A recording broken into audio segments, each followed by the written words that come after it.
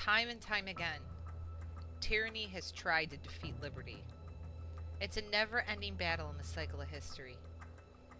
To the people who suffer from tyranny of evil men, it seems there's no explanation for their endeavors.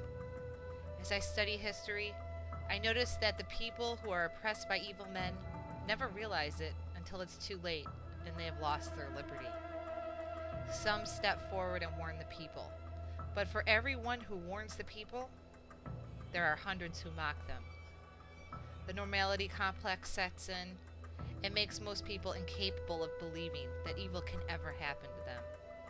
They live their normal lives, play with their children, eat their meals, play and drink and laugh. These normal everyday things block their ability to see beyond the small bubble of their lives.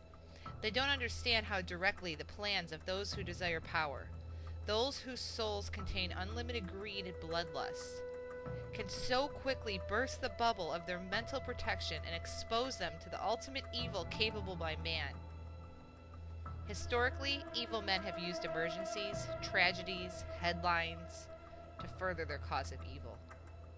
They take these emergencies, and in a panic while we are not thinking clearly, while we are only looking at the subject in front of us, they swipe away our liberty so quickly, so meaningfully, with such purpose, under the fog of protecting us that we don't notice until it's too late. This is a story written over and over in history. The story of people who, although they know that history repeats itself as a rule, they continue to ignore it. It's like jumping off a building and expecting not to crash to the ground below. It's like standing in water and expecting not to get wet. It's like throwing a rock at glass and expecting it not to shatter. How can we ignore, over and over, the blood-brought sacrifices, the ordeals, the fights, the tragedy, the joy, the battles won, that have given us our liberty? How can we be this naive? How can we ignore our divine gift of liberty?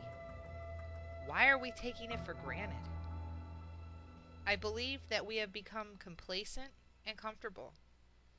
Our fathers and grandfathers and great-grandfathers fight and win against evil, and then provide us a life of liberty. And yet, because we are born in it, we don't understand it. We think it's a birthright. It's not. We somehow, in our little protective worlds that our mind creates, feel that we will never lose this birthright. We are programmed. There is no doubt. Between the media and the school system and the government, we have been trained to think that we are free. But truthfully, we haven't been free in a very long time. Really, we haven't been free for almost 100 years. We no longer own our land. If we don't pay a rent to the government, which they call a tax, on our property, the government takes it. If we turn on our TV, we only hear the message from a select few, as the media, all of it, is only owned by just a few companies. Everything we do is taxed. Everything. You can't have a baby, go to school, buy food, nothing. Everything is taxed. They own a piece of everything we have. We can't go through the day without breaking a law.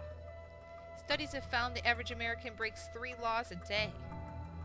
We have more people in jail, in prison, their lives taken from them, than the entire world has in prison combined.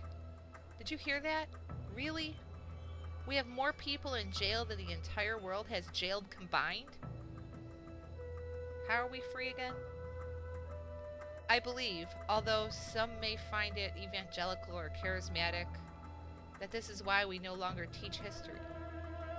Sure, we learn the dates and the names, but there's no context. There's no understanding. There is no question of why. Because if we understood the question of why, then possibly we would understand how to avoid it happening again. And that wouldn't be so good for those in charge, would it? There are always those who ask why. There are a select few, but they're there. They are the Paul Reveres, the ones yelling a warning to those around them that things are not as they seem. They're the ones who yell, "Danger is coming!" They have run ahead to warn you of the danger coming behind them. Still, so many are comfortable in their lives. and the mental bubble they have created for themselves. That because they don't see it at the moment, it doesn't exist. And this is because we have been programmed to only look at what's in front of us and not what's around us. We have been programmed not to ask why. We don't ask why we have to pay land tax, rent, to the government, even though it's ours. It's not theirs. We don't question the media. We take their words as gospel. We don't ask why our leaders are incapable of balancing a budget, why they are devaluing our currency. We don't ask why they are creating laws and bills so long they can't be read or understood by people, by normal people. We don't ask why they create bills like NDAA or the trespass bill. We just don't ask because our gospel, the media, doesn't report it. So it's not in front of us. So it must not be true. We don't get involved in education of our children to the point that we don't understand that every day they too are being programmed just as we have been.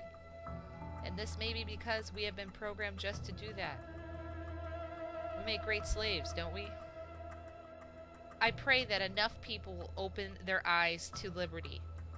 I pray that enough people love their children enough and that they, just as their grandfathers did, will fight for the cause of liberty. As Jefferson said, God who gave us life, gave us liberty. Can the liberties of a nation be secure when we have removed a firm conviction that these liberties are a gift of God? Indeed, I tremble for my country when I reflect that God is just, and his justice cannot sleep forever. Wake up. Don't let the sun set on liberty just yet.